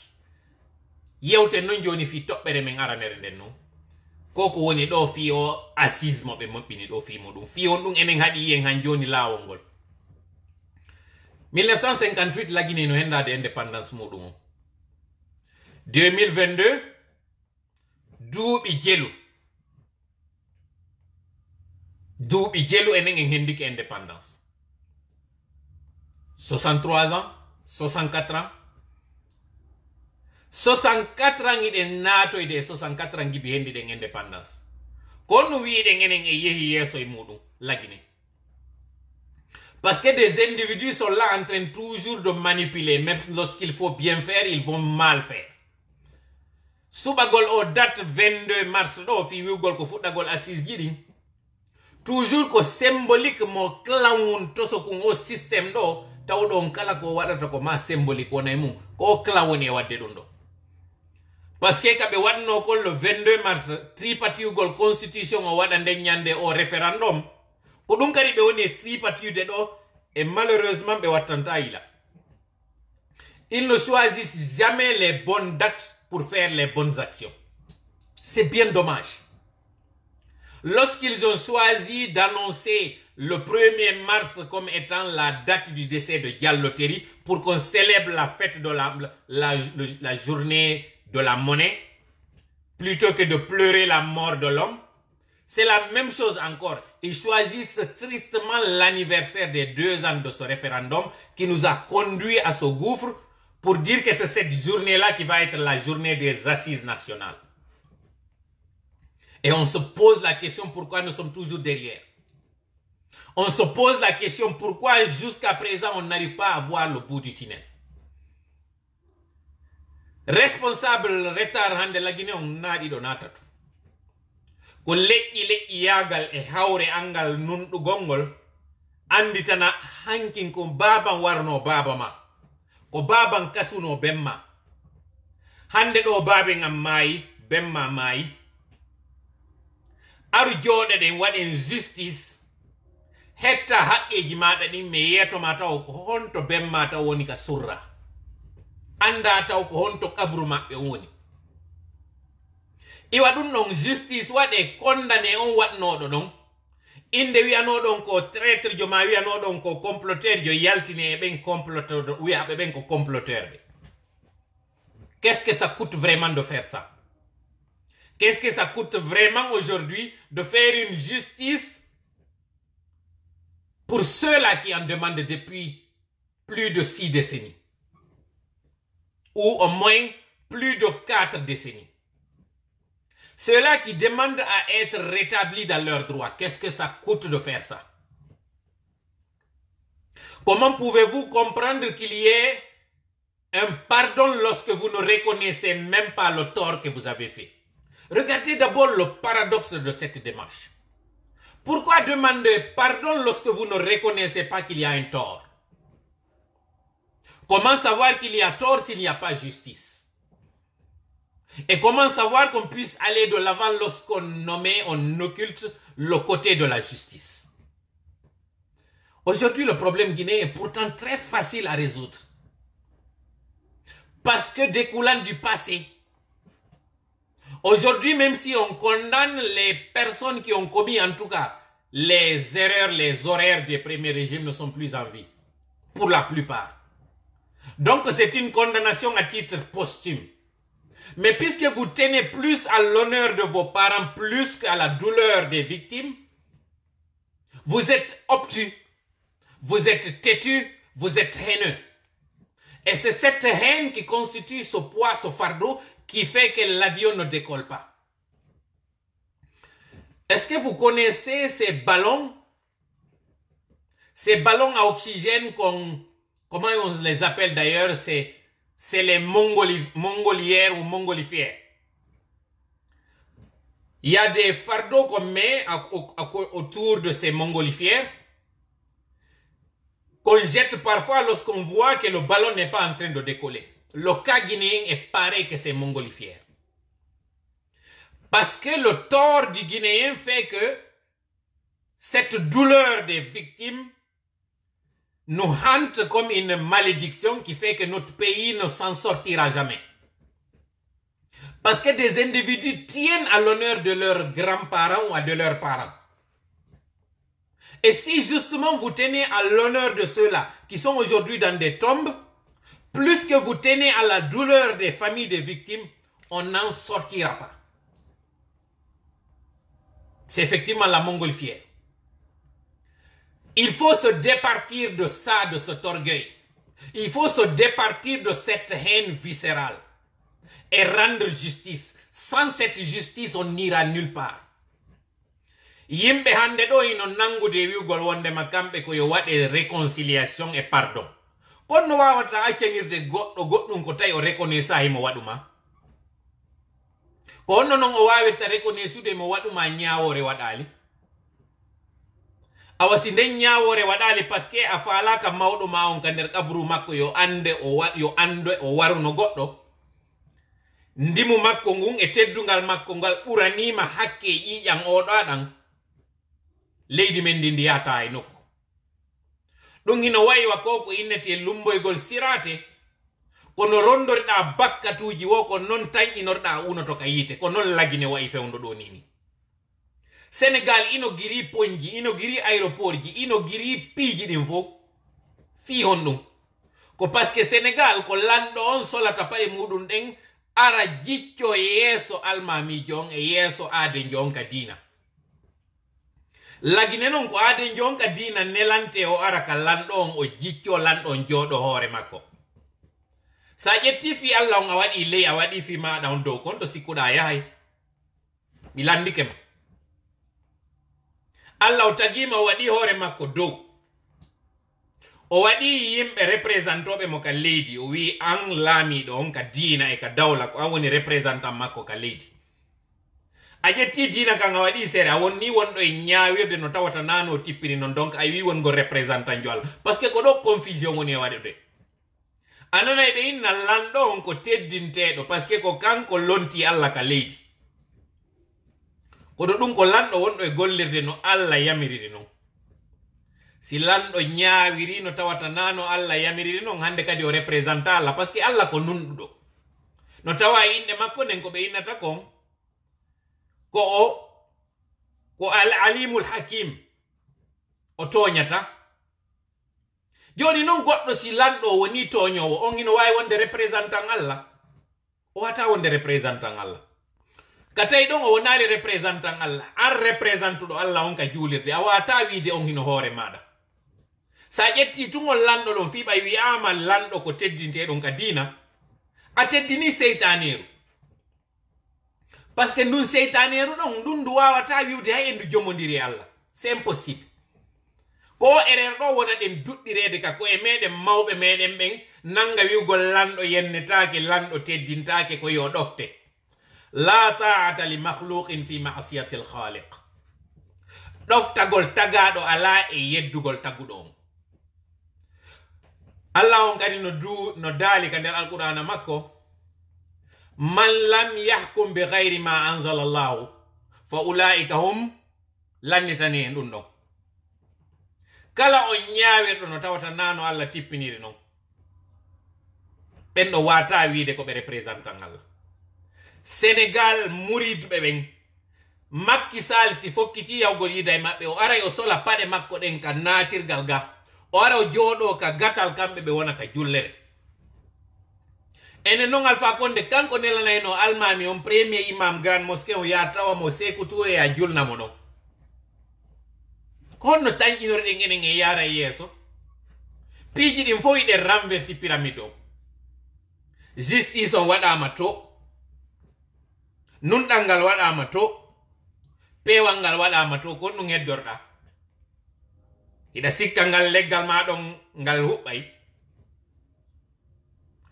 problème guinéen on il est très simple il est très facile mais malheureusement ko mata o soñjoɗen moƴƴa si yite lawol ngol par ce que no woodi wonɓe wiide mawɓe amen ɓen tabitata wonde maɓe bonnuno hanki kono en même temps hiɓe yiɗi an yo mawɗo ma o yo wonu ko o bonɗo mo arde noon o innama accanam moƴƴintine kono wawirte moƴƴintinirde a jaɓali taw bonnere mawɗo maɗa wuren ha e hiɗa wattude ka mawɗo ma on bonnuno ɗon donc o journée d'assise mo ɓe waɗi ɗo si ɓe faalaɓe yaha ɓe irtoya kala mayamɓe en ɓen ka kaburuji ɓe adda ɓe joƴƴina ɓe koye ñappale ɓe woni koye fenade ñabbande wonɗo kala kadi yawɗo tawti ɗum ɗon qui qu'il soit et là j'avais du respect pour monsieur Baouri. J'ai longtemps évité d'aborder le cas de monsieur Baouri parce que comme j'ai dit mi wawata joɗade ɗo minna yo guinéen fof hawtodiri jogodira yurmodira welda particulièrement Fouta Diallo en précisa ɗo Fouta Diallo mi wowla mi fillo Fouta Diallo na pullo tun no woniri noon baskoto na soso tun no woniri noon hotto guine na maninka tun foore kadi na foore siye tun kono mi wawata en hawtidir juuɗe golliden e hoore an a jaɓali han joni faamugol a wawata waɗude gonga on nunɗal waɗali a wawata wadde sariya on lawol fewgol ngol rewaka monsieur Baouri on woni ministre de la réconciliation fewno tan lannode laamu kañum monsieur Lansana Conté si je ne m'abuse sinami fayo ka gouvernement d'union nationale on tuma ko wawno ɗo waɗude ko yawgol nun hetta fureji warano ɓen Guinée forestière wiyanoɓe ko rebelle ɓe naɓa jonnita ɓe guureji maɓɓe ɗin c'est bien mais est ce que on tuma wawno noon kadi ƴettude ɓen fellunoɓe ɓe naɓi ɓe ka ɓe guureji ɗin wiɓe ko min felli ɓiɗɗo moɗon o gaccanelam harana jonnitugol ɓe tun fureji ɗin ma awa si tawi ɓe bonni tabintine wonde ma yi ko rebelle ɓe num ɓe naati ɓe waɗi rébellion kono hino fureji moɗon ɗin est ce que wanno ɗum on tuma monsieur Baouri ɗo non joni ɗon yaade naate e tawe e commission mo tawata on commission ɗon wala e wowlude fi justice on et je vous connais combien de fois vous êtes attaché à ce qu'on appelle la justice. Comment pouvez-vous comprendre que vous soyez crédible aux yeux des gens si l'aspect de la justice est occulté? Donc symbolique waɗa ɗon kañum kadi démarrugol ɗi assise ji ɗo le 22 fi toujours lannitagol ko ɓe wanno kon 2020 kadi toujours ɗi symbolique ji maɓɓe ɗo ko ɗi kadi toujours nattirta e ɓaawo direct meɗen on o juuti mi anda ko combien de minutes heɓuɗenmo ɗo kono komi wawata on yettade en ɓurni 1 heure de temps on ɗo hiɗen huɓinde ɗo mi ara ka divers ji ɗo miɗo mari piiji tati komi yetto malheureusement e yi suumaye on hino natude ɗo e hoore soñjaji ɗin fo hino arande Guinée e yiɗo on fuɗɗaki taw yiwgol conséquence ji ɗin birediwal ko jelu woni e kutoyɗe ɗo ɓe gandi noon suumaye e birediwal ngal ko honto weldi hiɗen andi taw déjà hay moƴƴingol mboyriji ɗin woni ko kaaba woni ko foññe ko honno ɗum sattirta ka suumaye ɗo sukkaron kañum kadi sattay woni sabandema ko tawata o crise wonɗo e wadde ɗo déjà o yi prix carburant on ko honto fewndi kono mi woni on e yewtirde ko fi on ardin hakkil andon hande an o marɗo coggu sakuji tati mi insista mi ndaariɗi direct jiɗi mi wanno rowani ɗo a pareil moment hade c'était les mêmes choses wonnoɗen e wowde hari ko wonnoɗen e wiide mbuuɗi lanniriɓe ka kees minna ko lannuɗo ngulamu ko lannuɗo yiltite direct jiɗi ndaron ɗi d'ailleurs mi waɗa rediffusion majji hay miɗo wiwde minna coggu carburant on ko habba ko ha suuma yewlanna no suuma e lanniri carburant ɓeydete mi wowno ɗum rowani e ngal ɗo kañum kadi curieusement c'est les mêmes problème marɗen mi watti ɗon kadi min ni coggu bireedi on kañum kadi sattay on tumale hari sattirali wonno ɗo ni nu ɗo noon o crise waɗuɗo ɗo o ɓurta e sattinde ɗiɗo fof siɗon anditi noon on tuma mi innuno en yiltotoɗen ka gese meɗen min ni mo timmi madina o yawrema moƴƴa pomme de terre maɗa o min ni an wonɗo on sengo mamu yawrema moƴƴa huseje maɗa ɗen an wontiɗo dalaba o yawrema moƴƴa huseje maɗa ɗen ɗo yawrema moƴƴa karotje maɗa ɗo yaw moƴƴina moƴƴa tamatije maɗa ɗen alhamdulillahi rabbil alamina hande ɗo yi récolte on campagne agricole on ko woni e yaltinde ko nanonoɓe on tuma yiltiti e leydi ndin hande ɗo ɓe ninsata kon ko ɓe waɗi ɗum kono kala ɓe wedditinoɓe jooɗi habbori poron ande ko woni arde ɗo kon mi wowla mi fillito sattende jande hino fokkitani aduna on fof kono sattende ɓurde e janɗude no fokkitani sous région on particulièrement lagine andi ton ɗo noon taw sanction ji CEDEAO ɗin ɗi yanaligoy taw ka diverji noon no tawa e ko ko yi sommet extraordinaire mo CEDEAO on waɗi hanki o yi Mali wonnoɓe wolde ɓen fi 5 ans de transition hande kadi ko jelɓoyone jeejirde fino ɓe sortororo ɗon andi ton noon économiquement Mali no ɓuri en wonde stable économiquement hande ɗo ko poron tum ɓurdirɗen kam Mali daɗali ɗon malgré superficie et richesse moɓe mari on e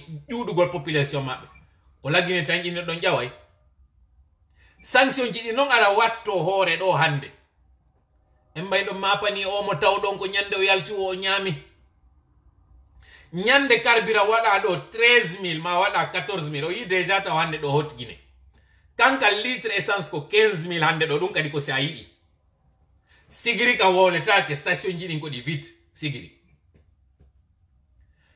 joni noon ɓeɗo ko si goɗɗo sardi otowal muɗum yaltini taw ka port naɓa hewtinoya marchandise on ton on marchandise ɗon goɗɗo no wawi joɗade e nder bureau mum climatisé wiya ko télé yeyete ko an sodanimo ko an yoɓanimo wali wali ko a wonimo yoɓande magasin makko on ko a wonimo e waɗande mo dédouane man ko an jonnimo carburant makko on a hewtini ka ko a woni o yoɓde chauffeur jon barage ji ɗi waɗɗon ɗin hande ka yimɓe wona ittinede mbuuɗi ko a woni ɓe ittande mbuuɗi e ɗin barage ji donc o gouvernement o ɗaynay woni hoore makko par ce que na jama on woni e ɗaynude par ce que kon woni ɗaynugol hoore mum ko tuma tawi a sikki wondema ƴoƴay ha waloɗa ka fetere ƴoƴoɗa kadi ha suddoɗa fetere ni ça c'est un gros leurre.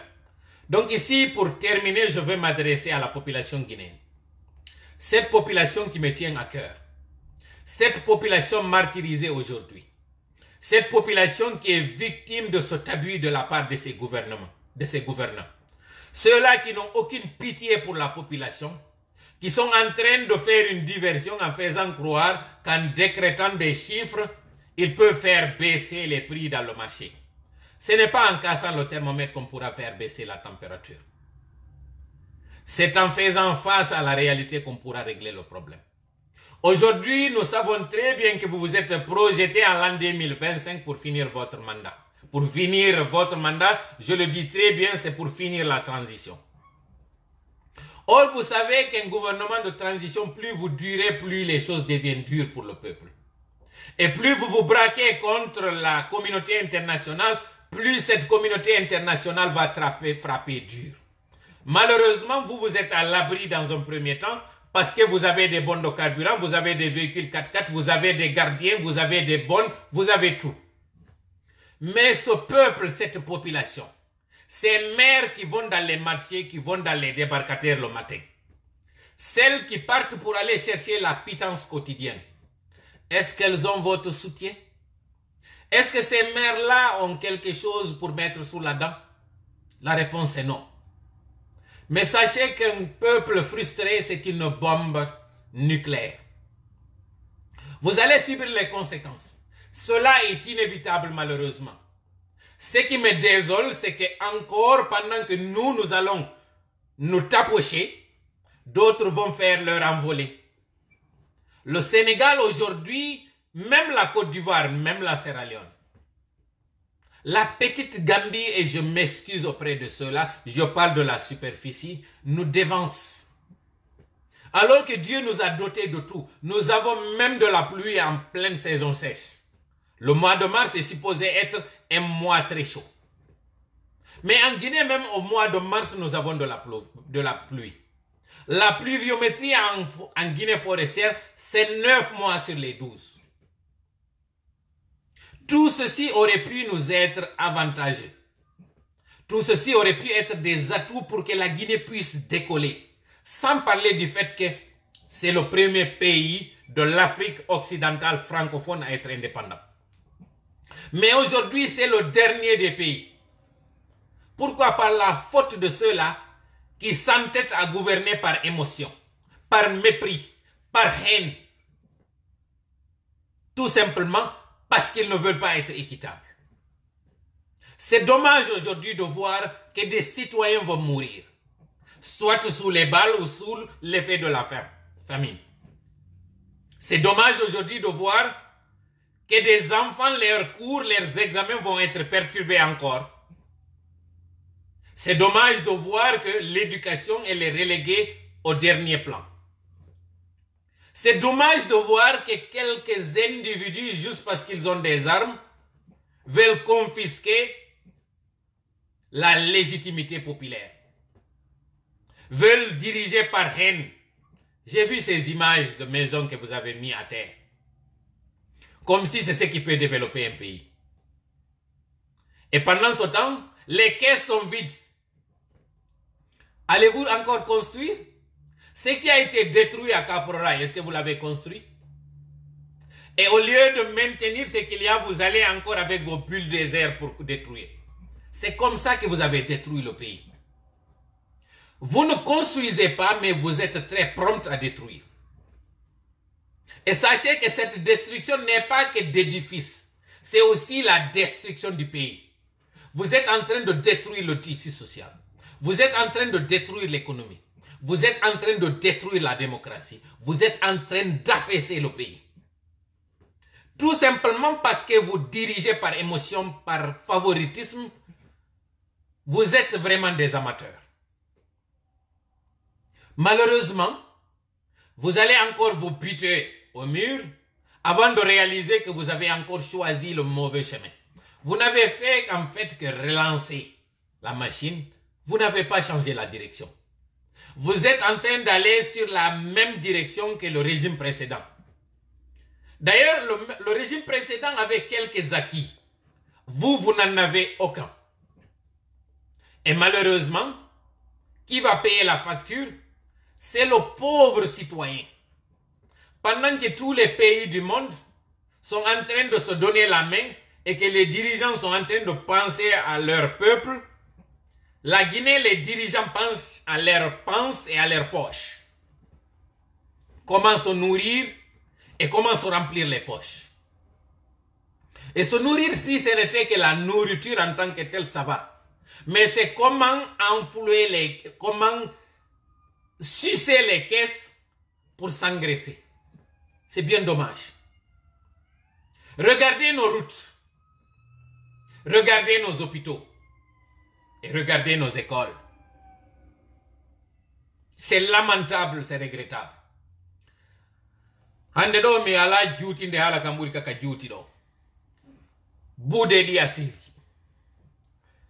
Kala marɗo feere sakuji tati mi jeeji ma fi Allah ƴettu coggu saku jonna o kawtal joma mo ala. Moƴƴe jama o moƴƴa itte sadakaji. Dumini e yugol astaghfirullah. Astaghfirullah. Astaghfirullah. Fi on ɗum wonde e wirde ɗum ɗo. Allah on daali ko alquranare. O daali wa ma kana Allahu yu'adhibahum wa hum yastaghfirun. O lettata en kiɗen insinade. go Allah on dali qultu astaghfiru rabbakum innahu kana ghaffara o watti don yursili sama alaykum midrara o wadana en tobo non ko nun symbolise ko nemaji din moƴƴereji din wa yumditkum wa bi amwalin wa banin ko ɗum waɗi o waɗana en kañum kadi ɓiɓɓe heɓo kono no ɓiɓɓe heɓorto ko woni nafa heɓugol ɓiɓɓe ko prospérité toujours leydi nin wa yaj'al lakum jannatin wa yaj'al lakum anhara aljannaji ɗin ɗe wiide ko won ɗum symbolise ɗi donc duumo ɗen e wiwgol astahfirullah duumo ɗen e wiwgol astahfirullah astahfirullah on ɗon innaka ɗengal tungoy kaka ɓernde e ka kuuɗe kadi fi on no wirɗen kaka ɓernde kadi e kaka kuuɗe koyo taw ndeɗa wiya astahfirullah Allah mi tuubi koyo taw yiɗa dartude hoore ma kadi kon no wiɗa Allah mi tuubi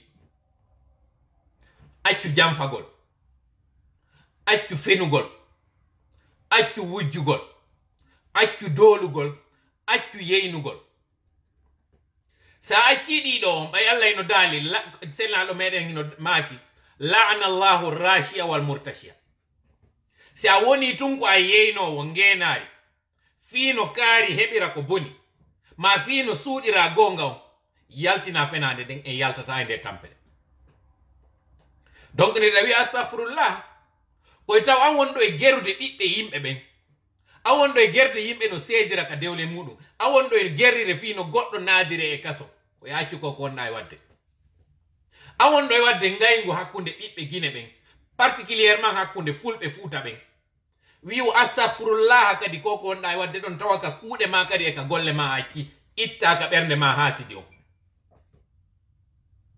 koye taw konko wowlɗa ka ɗengal hino yaadi kadi ka ɓernde e ka kuuɗe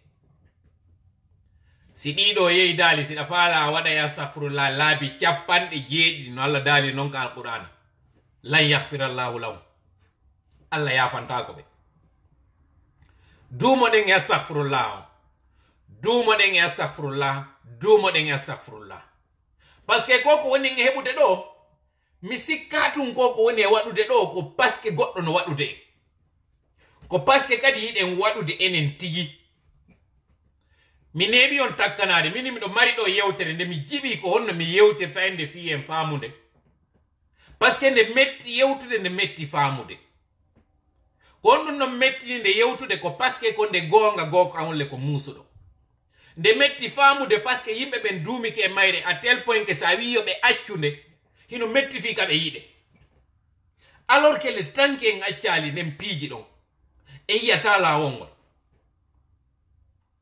yo Allah okkorankin hakkil e ngal ñeeñal no mi waawa heɓirde cuucal mi ara mi jooɗo mi yewta en kan haala ɗo o okkora en kadi hakkil e faamu e pinal no waawire nanirde on goonga jaɓen mo golle no o iwira sabu koko woni en e heɓude ɗo mi sikka ko ngayngu jama on tun hiɗen tawa e mo mi lannitora yewtere nden ɗo débat wonɗo e wadde ɗo hande e hoore ɓe tawɓe ɓe heɓi décret ji ganin ɗo wano Alpha Boubacar par exemple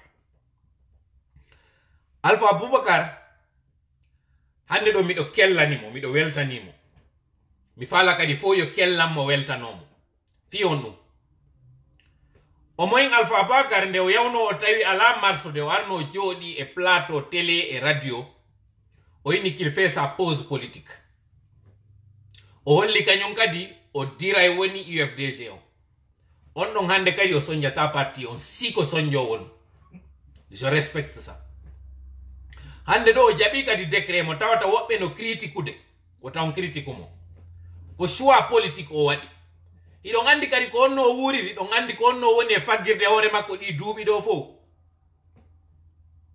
ko faala ɗon kanko ko yo jooɗoro ni tun ara o heɓali ka o ɗaɓɓata ngel makko ngel o taw felu Alpha Bakar taw felu kadi kala ɓen tawɓe no hésiti yawgol naatoya ka gouvernement ton feluɓe ko wonɓe duwa ɗon felude ko ɓe tawɓe no jooɗi ka opposition ma no jooɗi ka nder parti politique ji alors que noon ko kamɓe woni noppi e gite ɓe wonɓe e salade ɗin parti ji hewtoya ka laamu ko ɓe ɗo min mappinimi ɓeɗo noon Allah no andi ɓe ɗuuɗi ɓe heddi kadi e nder partiji ɗin hande ɗo ko ɓeɗo duwaɗen dénoncude mi yaltinta noon tawno mi wiri noon échange ji woɓɓe e maɓɓe ko waɗiri e laamu ngun gon je veux parler laamu Alpha Condé ngon ñande coup d'état on waɗi ɓurɓe e maɓɓe ɓe garno habbi décret ji le 7 et le 8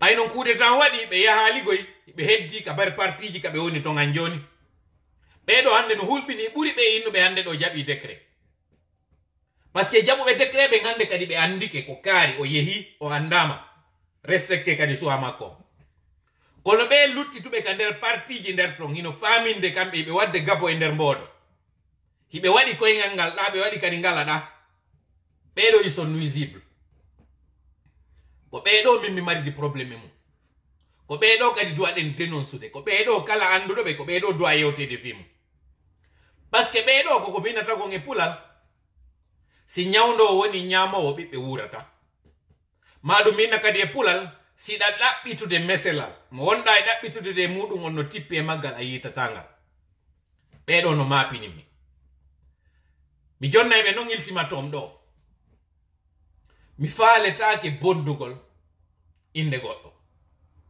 miɗo tori Allah yo Allah danda wonugol sombo taw oñagol e goɗɗo yo Allah danda oñagol e goɗɗo yo Allah danda wonugol sombo bonnugol jamanu goɗɗo bonnugol non jamanu goɗɗo ɓuraya jooɗo wi'a am moko ba kaarijo ar responsable jo kaarijo iɗa andi hari a gayni yaade RPG mi wowla ɗum ɗo mi yaltina kadi preuve ji ɗin ɗo hande kadi ara fi on ɗon on teddugal makko ngal boni anno wonɗo lay darde ɗo ma an hawro yo vidéo an ɗo ma nanoya audio an on ɗo alors que ɗa andi an négocie dino e Alpha Condé pour un décret ma hande ɗo eɗa négocie dude e CNRD on pour un décret yaltitu e kene holla alida pus e partiji politique ji ɗi fewndo ɗo c'est ton droit a yahay goɗɗo felatama mais sa jooɗike ɗo ha mettitimen ɗo mi ara mi jooɗo mi liile ɗo mi falaka noon ɗum je te donne ce ultimatum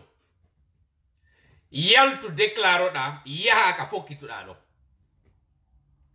sa andi ala yaade sa luttika nder parti ton ko wallahi l'azim mi ɗuɗata huɗade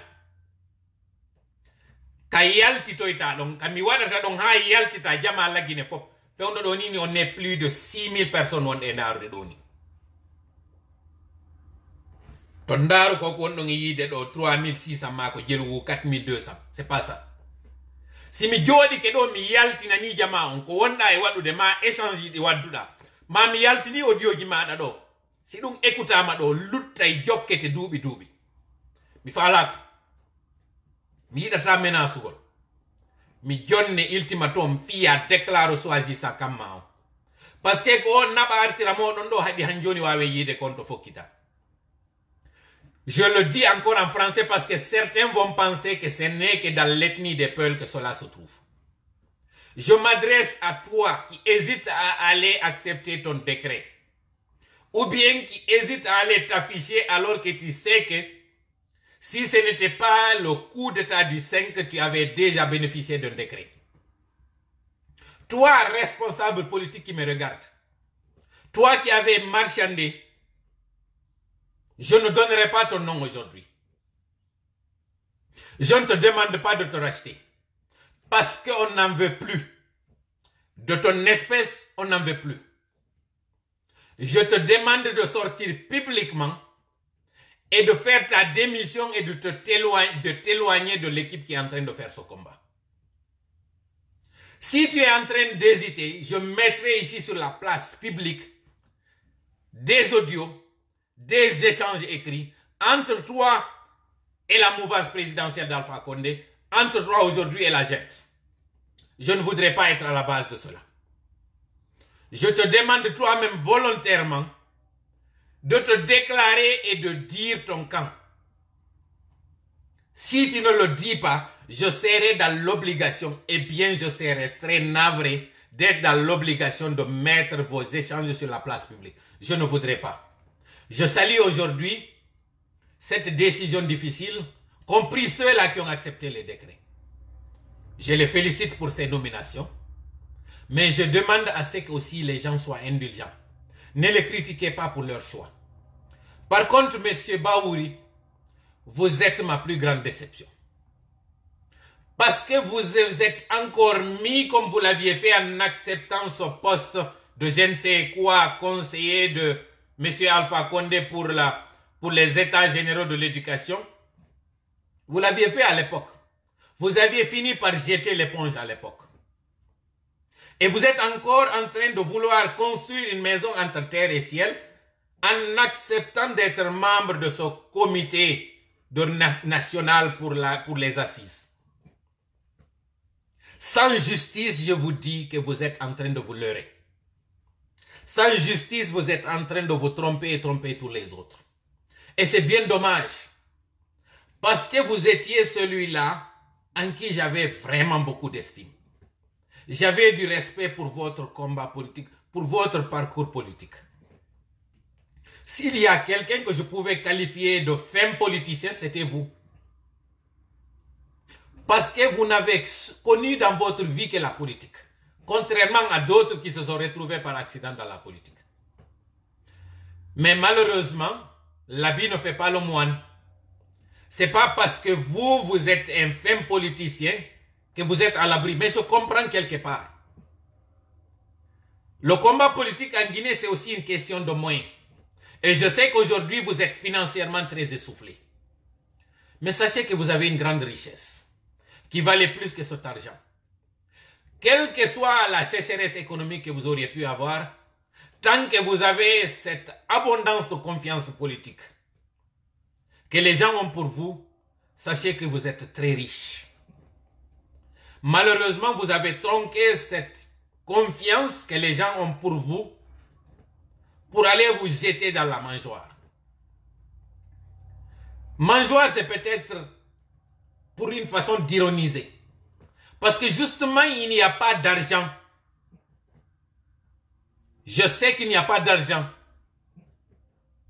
Je salue M. Sano, celui-là, ce jeune qui a refusé un décret, parce qu'il a estimé, étant clairvoyant, que ce régime n'a pas d'avenir. Que tous les actes posés par le CNRD n'ont aucun avenir. C'est des faits de paille. Haray mi yafino e moɗon ɗo mi toriki Allah e wonu ballo meɗen yo hawrindingen e sawaba haray mi weltanike on fof mi jarni on ɓe wonnoɓe rewde ka saare pita wonnoɓe yaade mi anda ko laɓe ɓe wonno yaade ɓe miti hiwrodirɓe ɗon e ɓeygure an nden haray mi weltanike on mi jarni on mi sanni on mi hiwro ɗo kañum kadi ɓe neniraɓe men ɓe kallamba wontirɓe sengo États-Unis ɗo mi anda inde maɓɓe kono haray toujours ko ɓe landoto kon fiyan hino yewtudelam haray mi hiwro ɗo équipe frappon kañum kadi e kala ɓe welnuɓe frappo wonɓe wallitade hande frappon ɗo ɓe leluma ɓen ɓe dongol tuma ɓen ɓe bantigel ɓen hen fo modi wono wontirɓe ton ɓen modi communauté on en général ono wonɓe wallitade ɓen agent 007 no waɗira démarche ji makko ɗin haray min annonsanayi on ɗo si Allah jaaɓi inde ɓen suɓaɓe ɓen en heeɓi coordinateur jo ɗon en heeɓi kadi secrétaire jo ɗon secrétaire général si Allah jaɓi ko wanno noon kadi wonɗen e warrude e ɗumaji luttuɗi ɗin kañum kadi en annonce inɗe ɗen ɓeɓe Côte d'Ivoire o yafotola moƴƴa moƴƴa noon ko tawata kon tanke men gaynidade taw eɓe Sénégal ɓen e wawata taw wadde hay nokku teddungal e mobilisation mo men heeɓi Sénégal on hino feƴƴiti kamen sikkunoɗo à tel point que mi woni obligé repousugol démarche ji buyɗi mi wonno e waɗude saabu Sénégal o haray mi weltanike on moƴƴa teddungal ngal waɗan ɗon men ngal ko hittinɗon kon e fi amen on nunɗal laaɓal e wakkilare ko holluɗon men kon hande ɗo si frappe on hino woni ka woni ɗo alhamdulillah rabbil alamina ko du'aji moɗon on fof kono ko wakkilare moɗon fof e participation moɗon on fof e wi e répéti o frappe na affaire mbuuɗi o frappe ko affaire ɓernde eɗen andi noon hande miɗo wawi townude ɗo jungo alhamdulillah rabbil alamina heɓaki on wawɗo liɓude ngon jungo ɗo wiwgol min ñamana goto mbuuɗi ɗo alhamdulillah rabbil alamina miɗo weltani onon ittunoɓe mbuuɗi ɗin waɗi ɗi ka compte galf on kañum kadi ne lila yomi weltano on konko waɗɗon ɗon heɓuno 11 000 et quelque ɗi tawata ɗin ɗi golli ɗi tawata ɗin kadi ɗi nafi e moƴƴa fi affaire démarche administrative jiɗi on ɗo warrude ton ande noon frappon ha kam woni on e yewtude ɗo mi jaɓal mbuɗi ay goto koko yiɗo mi waɗi o combat en politique fof mo on ɗo layide yeeso réseau ji ɗin ɗo alhamdulillah rabbil alamina mi o ay townude jungo alamo min ñaami mbuɗi ko yettugol Allah buyno ande noon ngo cippira ɗo ngo muusi moƴƴa kon ɗum noon muusini ngo ya waɗu presque 2 ans de combat ala mécène jo wonɗo may finansude ko moyenji mene wonɓe ɓen ka mabo nder ton woni e wallitade ɗum ɗo ko wakkilare jande ni si mi wawi tenude ɗum ɗo ko parce que yiɗon facilitande men tâche ono wonaɓe gollidede ɓen ɗo on darali mbuɗi ɗin parce que so daari no mbuɗi ɗin miɗo andi frappe o wawita noon kay wernede sabu na min hettiɓe woni arde moɗon kono hande ɗo confiance mo jogani ɗo men on no ɓuri keesuji ɗin fo e nder aduna o ngal teddugal eɗen jikke ɗe waɗan ɗon men ɗon ngol giggol ngol waɗan ɗon men ɗo jonni men courage wonde ma lawol ngol sattay kono inchallahu en hewto e ka faala ɗen ɗum haray mi weltanike kala ɓe wallitiɓe men de près et de loin dans les démarches haray mi toriki Allah yo wonu ballo meɗen mi hawrindin e sawaba yo waɗu nunɗal e hakkundeji meɗen e nantodiral e yurmodiral allahumma amin allahumma salli ala sayyidina muhammad wa sallim wassalamu aleykum wa rahmatullahi wa barakatuh